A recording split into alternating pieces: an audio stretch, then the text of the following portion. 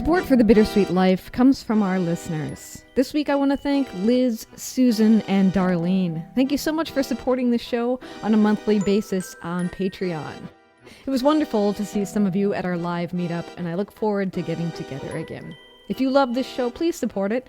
Visit patreon.com/thebittersweetlifepodcast. There you'll find a whole host of episodes you've never heard before, with 2 new ones coming out every single month.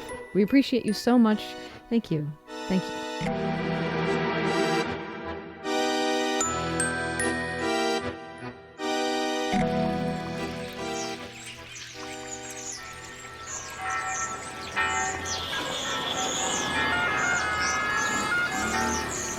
Welcome to Rome. This is The Bittersweet Life with Katie Sewell and Tiffany Parks.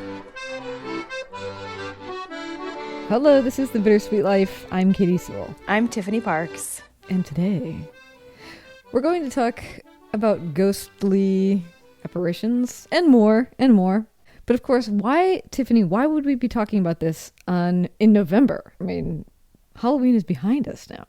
I mean, very closely behind us, but still behind us nonetheless. Very closely, yes. The death holiday that is Halloween, it goes on. It lingers. Like Italian holidays do, they linger. That's something that Italian holidays just do. Like Christmas lingers. Like there's the day after Christmas is a legal holiday. And then the Christmas season goes on until Befana on January 6th, and Easter as well. We've got Easter Monday. Italians are brilliant. They're like, every single time there's a holiday, we're going to give you one more extra day to recover from that holiday. So the day after Christmas is a legal holiday. The day after Easter is a legal holiday.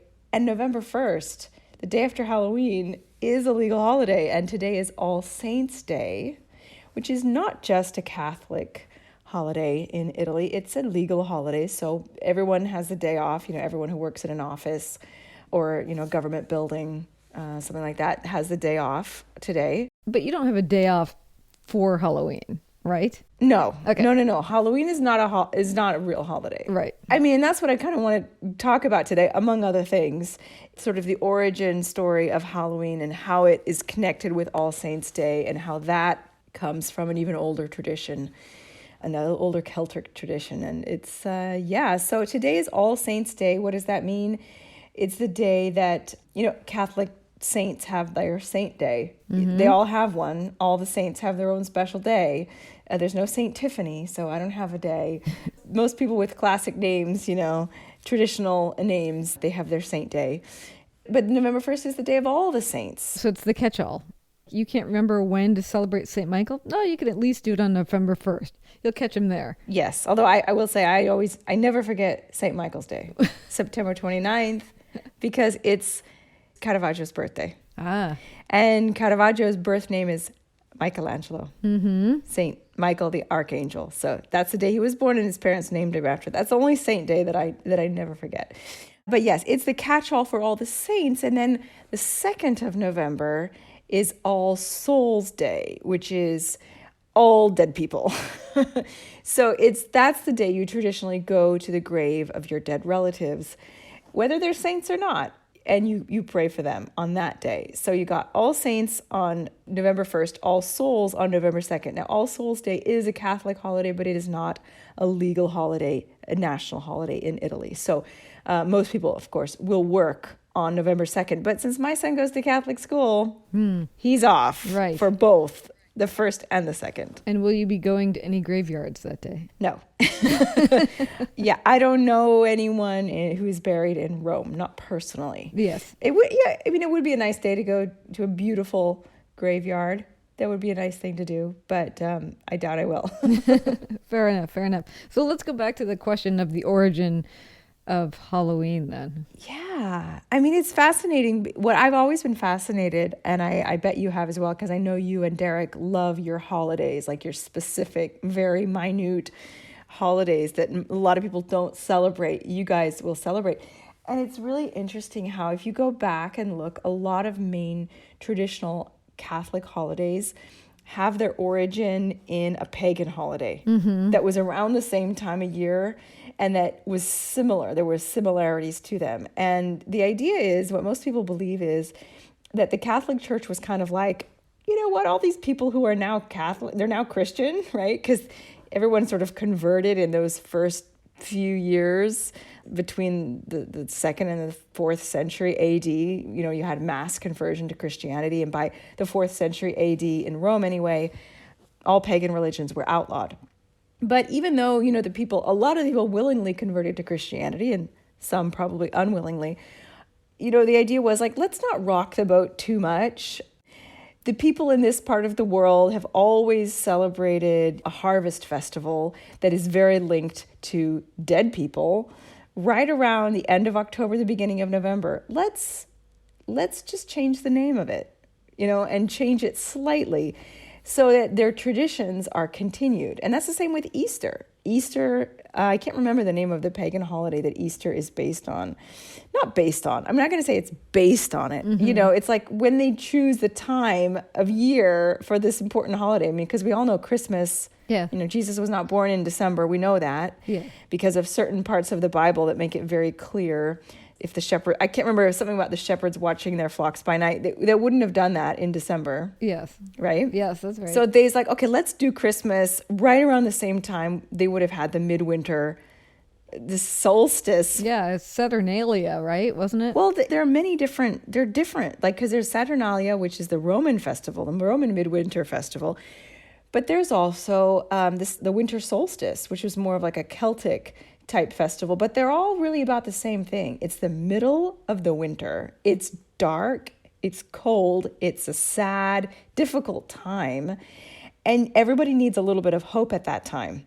So if you're an ancient Roman, you're going to be celebrating Saturnalia because it's fun, because you dance in the streets, because, you know, the slaves get to pretend to be the masters and the masters get to pretend to be the slaves, and everyone just goes nuts, and men go whipping women in the streets, and, you know, it's something to look forward to. For the winter solstice, it's maybe about, you know, celebrating just the coming of the light, that the days are going to start getting, you know, longer again. From December 21st, slowly, the days start getting longer. And it's this looking forward to the light. And for Christianity, you know, it's the same thing. You know, Jesus is the light, right? And so he's born in the middle of winter to give us all hope to get through this difficult period. So every Christmas, I mean, if you think about it, think about going through winter and not having the festivity of Christmas to look forward to.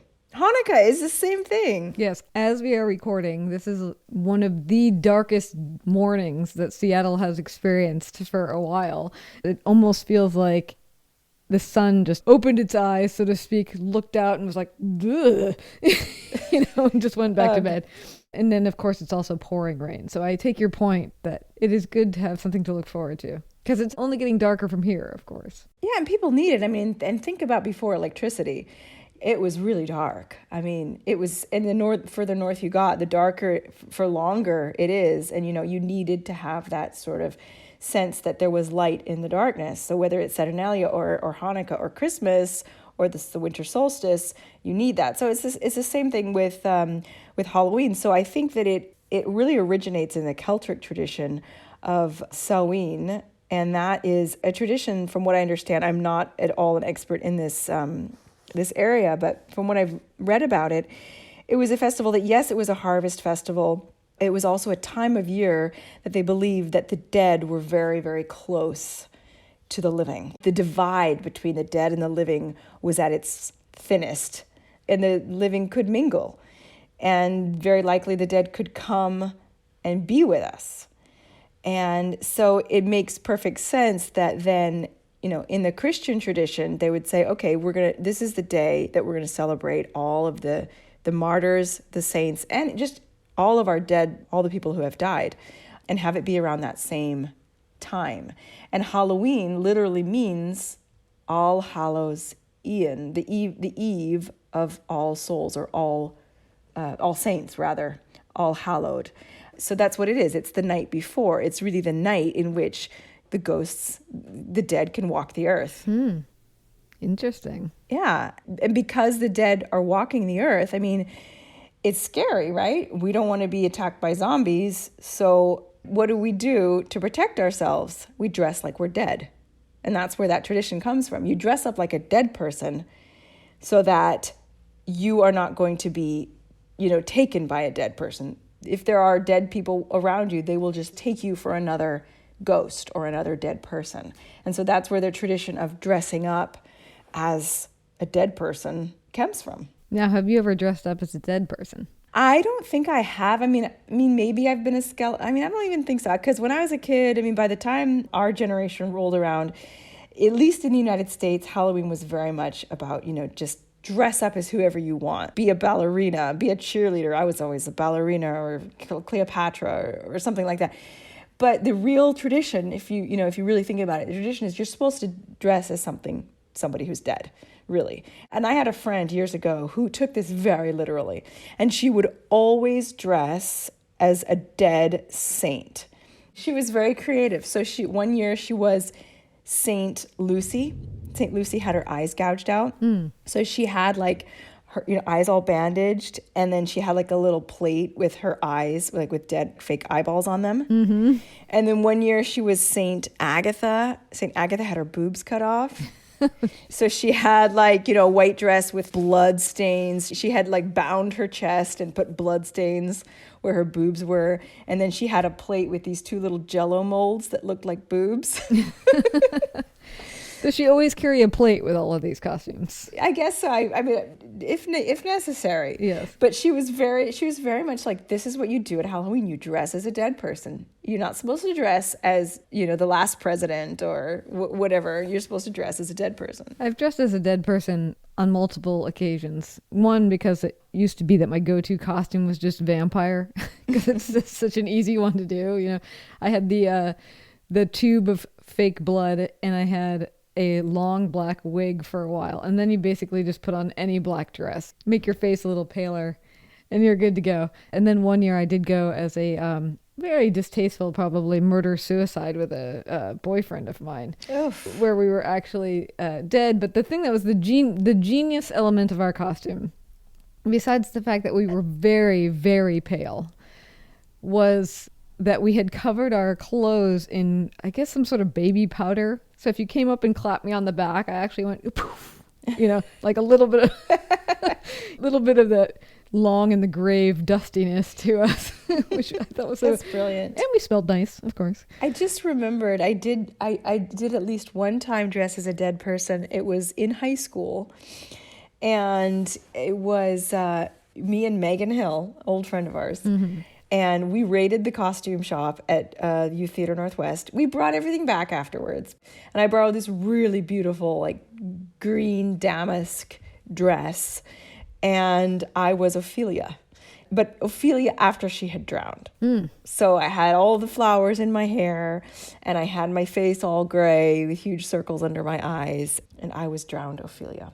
So I have done at least one time. Very, very nice. There is one other thing I want to tell you about before we talk ghost stories, and that is that the other tradition, the tradition of trick-or-treating, do you know where that comes from? I feel like I did know in the past, but please remind me. Like so many of these things, I think there's more than one origin. These things are cobbled together. Mm-hmm. But one thing that used to happen in early Christianity was that poor people would go from house to house on the night before All Saints' Day, and they would ask for food or money from people, and in return, they would pray for the souls of their dead relatives.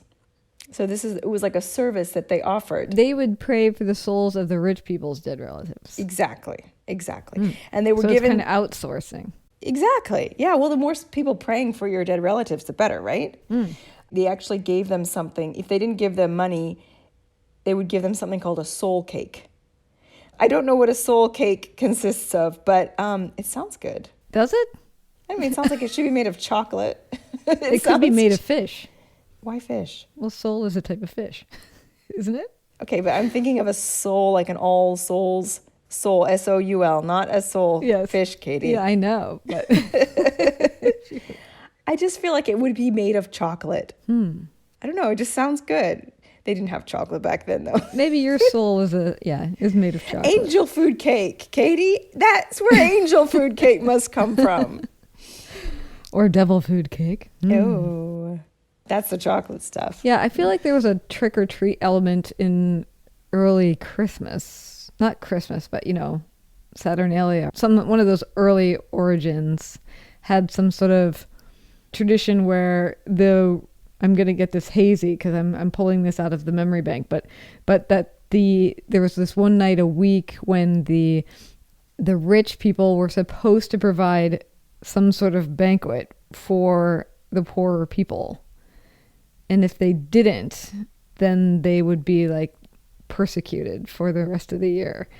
But maybe that's a little dramatic. That sounds like it could. It sounds like it could be Saturnalia. It could also be Carnival. Yeah, maybe. Yeah, one of those. They're similar. They're similar in so many ways. They are very similar. They are similar. I think that originally Carnival went all the way from like right after the time of Advent almost to all the way to Lent. So it was a very long period of partying. Yes.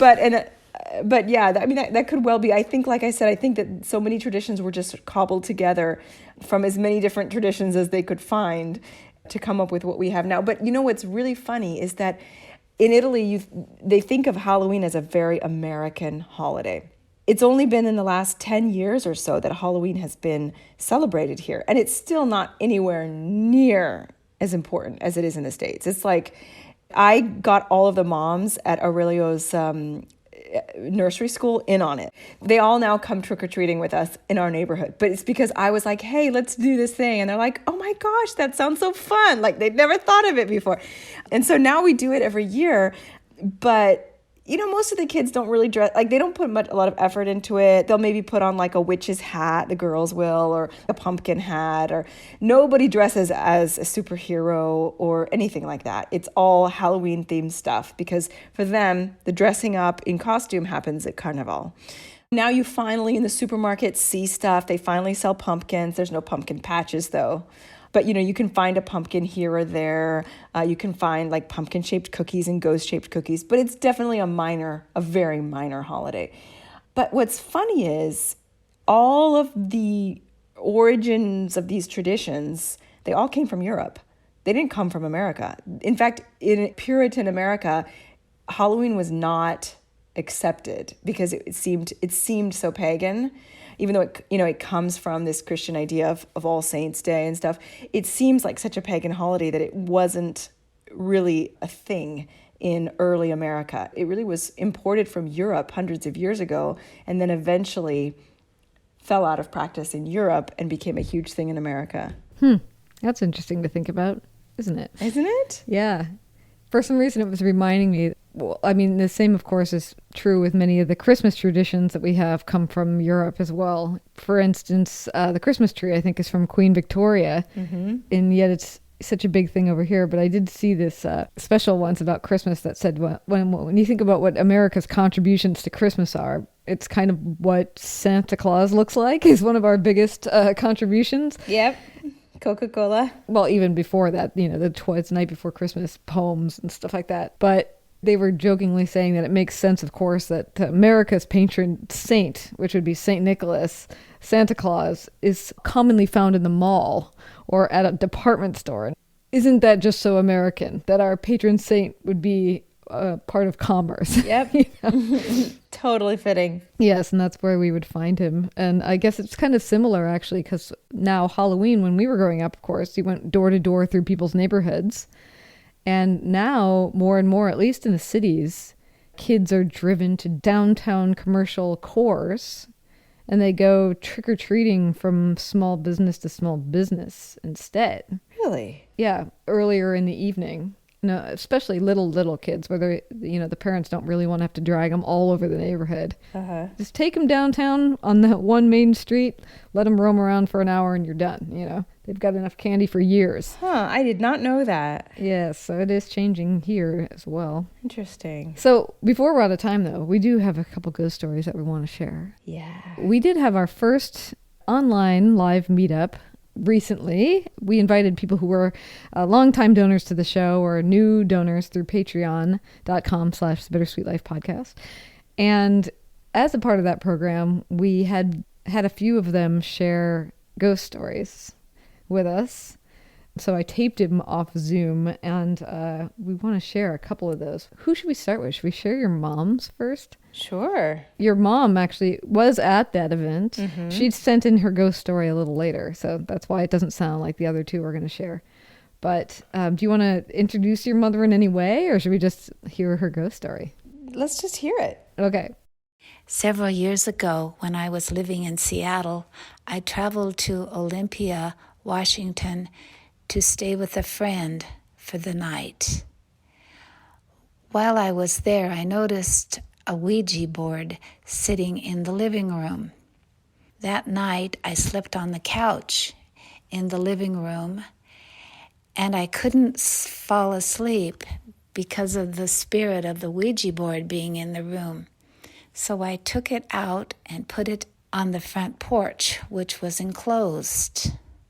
The following morning, I woke up and had this feeling that the Ouija board was near me.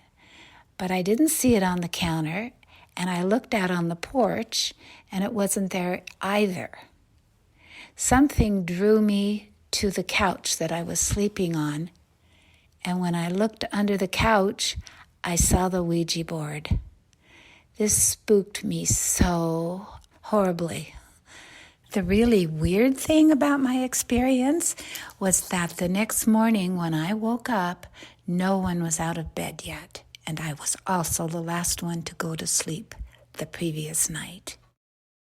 So that's your mom, and the scariest ghost story that she's ever experienced. Yeah, that is freaky because when she first sent me that story, she didn't include that last little bit about how nobody in the house had gotten up. I thought it was scary, just the fact that she could feel the Ouija board. I thought that was scary enough. But then when she told me, and she sent a little bit of tape later, she said, actually, no, they didn't get up. Nobody got up and put that thing back under the couch. So how do you think it happened? I mean, I believe in ghosts, Katie. All right, well, let's listen to another one. Let's listen to Mike's story. And Mike is sitting next to his wife, Sunny. So if you hear anybody laughing or commenting, that's probably her. Okay, I have a story. We lived on a farm out in eastern Washington. Oh, yeah. There was an old farmhouse that we didn't actually live in, but my brother did. It was built around the turn of the century, around 1900. And several people who had lived in this house mentioned the fact that sometimes at night they could hear footsteps in the second floor where the bedrooms were. And they would go up and look around. There'd be nobody up there. They'd go back downstairs and they'd hear footsteps. And my brother actually had the same experience living in that house where he could hear footsteps up in one of the bedrooms where one of the people who had lived there had died. That story lived on and continues to live on to this day. So that's Mike telling us his scary story from our live meetup. I have never heard unexplained footsteps, I don't believe. But I have lived in a house where somebody has died. And as far as I know, nothing interesting happened. I would think, I mean, really think about housing stock, right? I mean, probably all of us live in it. Well, maybe not all of us. There's newer houses, but many of us live in houses where someone has died and we just don't know it because people used to die at home more often. Yeah. I mean, I think about some of the places I lived in Rome, that were hundreds of years old. Yeah. Literally. Some of those apartments that I lived in. Not my apartment now. I'm the only person who's ever lived here. I mean, yes, including my husband and my son. We are the only people who've lived in this particular unit. But yeah, for sure. But, I feel like not all dead people become ghosts. Most people don't, I would guess, Mm-hmm. My idea is if you're at unrest, there's something that happened in your life or in your death that won't let you rest. That's why you become a ghost, right? I don't know. I mean, like the sweet old grandma who had a wonderful life and died warm in her bed with her loved ones around her. She doesn't have anyone to haunt. She's just going to go up to heaven. See, I don't know. I don't know. I mean, I love thinking about ghosts. I don't know that they necessarily exist. I like entertaining the possibility that they do. Yeah. That's how I feel. I would never say I'm 100% sure that ghosts exist, but I definitely would never say that they don't. Well, and it's even if they don't, it's so much fun to tell stories about them. Yeah, and I just think there have been so many ghost sightings. So many people have seen ghosts. I mean, it's like the UFO thing. Like, so many people have seen UFOs, and finally they're like, okay, fine. NASA's come out. Okay, fine, it's true. There's life on other planets. Fine. Everyone's like, I knew it. And it makes so much sense because so many people have seen them. And I feel like it's the same with ghosts. I feel like there can't be this many stories about ghosts without having them be real. Did NASA come out and say, yes, there is life on other planets? I feel like that would have been a much bigger headline if, beyond amoebic life, etc. I don't know, Katie. I'd have to look it up because I can't remember the details of the story. But I feel like it was basically like, yeah, all right, fine. Yeah, there's something out there. I don't know about that. You don't know? Okay, I'll have to check. I'll have to check with Claudio. He follows these things very closely. Yes. They might have come out and said, yes, there are unexplained things in the air from time to time or something. I don't know. But anyway, my cat just covered his whole head with his hands, so maybe he wants us to move on from this discussion. Maybe he's just seen a ghost. Maybe cats are more sensitive to the life beyond. Anyways, I just feel like there have been too many ghost sightings and too many great stories, quite frankly, for them not to be real. Well, let's listen to one last story from our listener meetup. This is Liz. When I was a very small child, my family would go for vacations and weekends at our little one-room cabin by the ocean on the West Coast. At that time, we didn't have any electricity or plumbing, and we all slept on fold-out cots in the one room, which had like these large floor-to-ceiling windows that looked out onto the bay. Sometimes, but not every stay, I would wake up to see this like shimmering light shape in the dark corner of the cabin. And I would watch it moving, kind of mildly curious, but not overly alarmed until I would drop off to sleep again. I never mentioned it to my parents in the way that like very small children, it seemed kind of as normal to see a ghost as it was to have an imaginary friend. A year or two later, the cabin had been added onto and we no longer slept in the main room together. And I eventually forgot about my little nighttime friend. Many more years later, I recalled the early visitations and not really believing in ghosts anymore. Tried to puzzle out how the apparition could have happened, how it could be so elusive, sometimes appearing or disappearing even as I lay awake watching it. I eventually came up with a theory. The cabin was mere meters from the shore when it was high tide, with an unobstructed view of the gently lapping surface. Not having any light sources nearby, it was very dark inside the cabin, which would allow our one small mirror hanging high up and at an angle from a nail in the wall to reflect moonlight on the water, which in turn would cast a dancing light lower down on the opposite corner. The conditions would have to be just right to see it. Fullish moon, clear night, moon in the optimal position of its path, high tide, and me awake to see it. As the moon continued on its orbit, it would come into and out of that sweet spot, making it appear and then fade away. It's only a theory, of course. Can't go back in time to check all the angles, but it seems to make sense. Or it was really a ghost. That was beautiful, the way she told that story. I really enjoyed that. Yeah, me too. It's so well put. Yes. All right, well, to finish up, you told a story during that live meetup that I figured it would be fun to end on, just, to leave us in a ghostly place as we enter the month of November. So, Katie, there's supposedly lots of ghosts in Rome, particularly because so many people have died here. The Colosseum is supposedly the most haunted place in the world simply because of the sheer staggering number of people who were murdered there. And murdered in all sorts of insane ways that would cause unrest. Very painful, very brutal ways. I'm surprised that it didn't, it probably also caused unrest with the people that watched it. Yeah. Like some of the things I've heard that they did, I'm just like, how could you see that and move on with life? Well, I agree with you, but on the other hand, I feel the same way about some of the things that people watch now, even though they're fake. Mm-hmm. They're not real, but I think there's a very strong similarity between watching people get torn apart in the Colosseum and watching shows that brutally depict violence and murder and torture. And even though you could say this isn't real, you know that kind of thing does happen in life. So,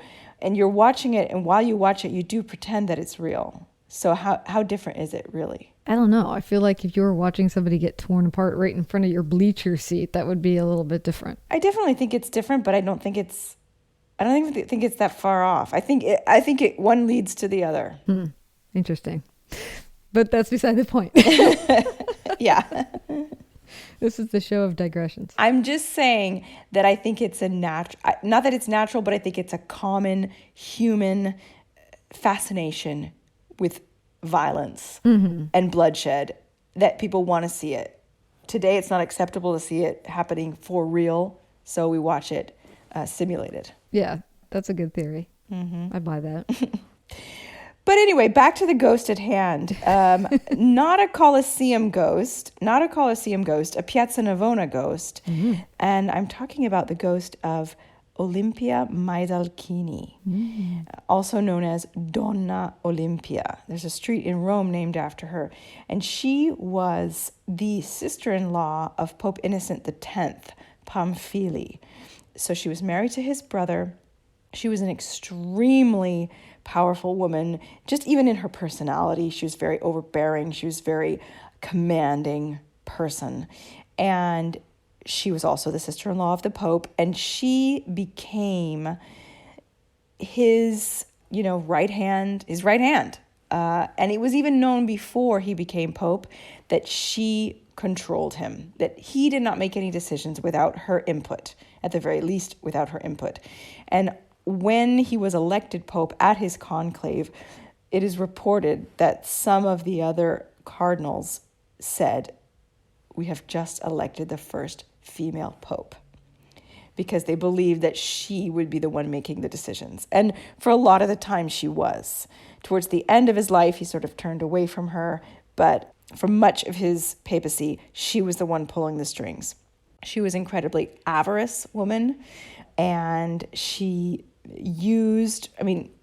all the popes really used their position back in those days to enrich themselves and enrich their families. But she was very, very into this. And but when a pope died back in those days, it was sort of allowed for people to be able to break into his family home and basically loot it. And that's what happened in the 15 and 1600s in Rome.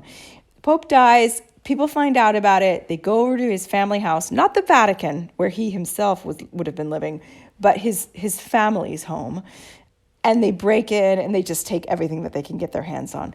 So Olimpia Maidalchini finds out through, her informants that the Pope has died or that he's almost dead, that he's, a whisper away from death. And before the people of Rome have a chance to break in, she not only takes all of their stuff, but she has trunks of gold taken from the papal coffers, not their family's money, but the Vatican money. She has it, the church money, the tithes, she has it taken out, and she has all of this gold stacked up in a big black carriage right outside the family palace in Piazza Navona, and she tears out of there. She's getting out of the center of Rome before it's too late, and she tears out with her 4 black horses out of Piazza Navona and all the way down to Ponte Sisto, across the bridge, up Gianicolo Hill to Villa Pamphili, which was their family summer residence, and the little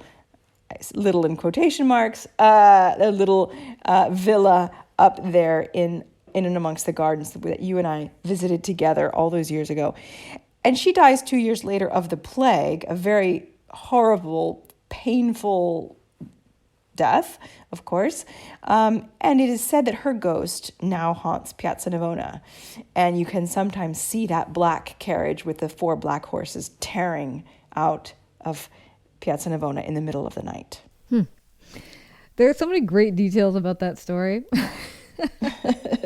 One, the concept that the Pope dies and you just have carte blanche to go ransack his family's home. It kind of does make you think, if that happened every single time what is the plan here? Like the family trying to amass as much wealth as possible every single time gets their wealth and home ransacked at the end.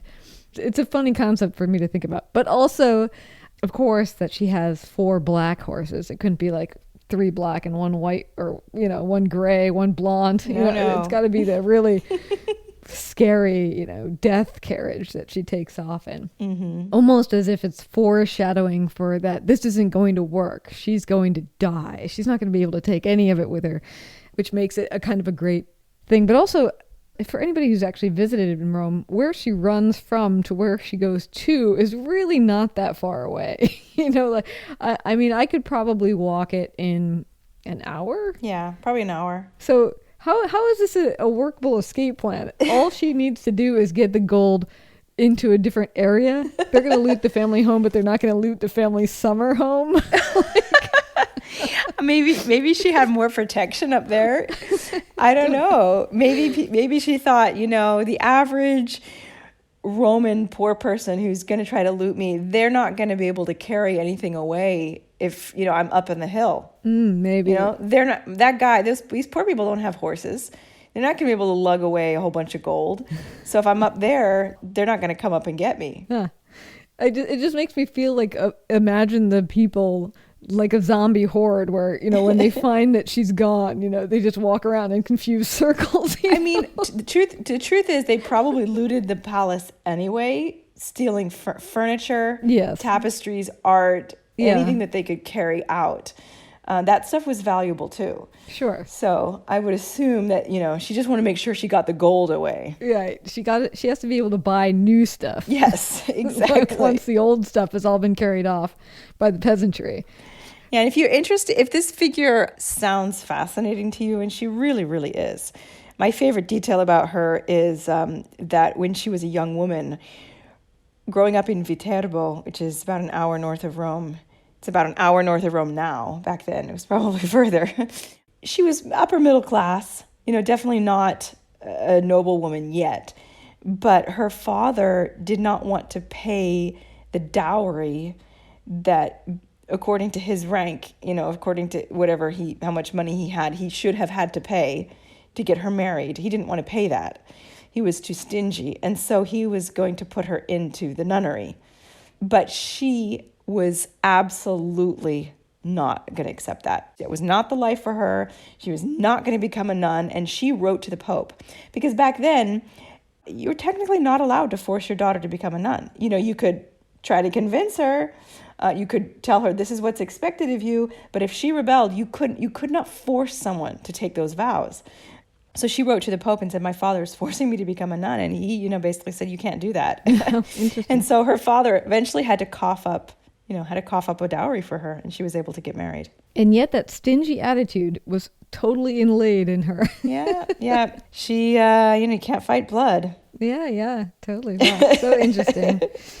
So anyways, if you're interested, if she sounds interesting to you, there's a great book called The Mistress of the Vatican. I'll put the link in our show notes, but I can't remember the name of the author off the top of my head, but it's a beautiful, really well-written work of nonfiction. It's a really great way to get to know this fascinating character, and also just Rome in the mid-1600s, which is a fascinating time period in Rome. And so I would highly recommend that. Yes, very nice.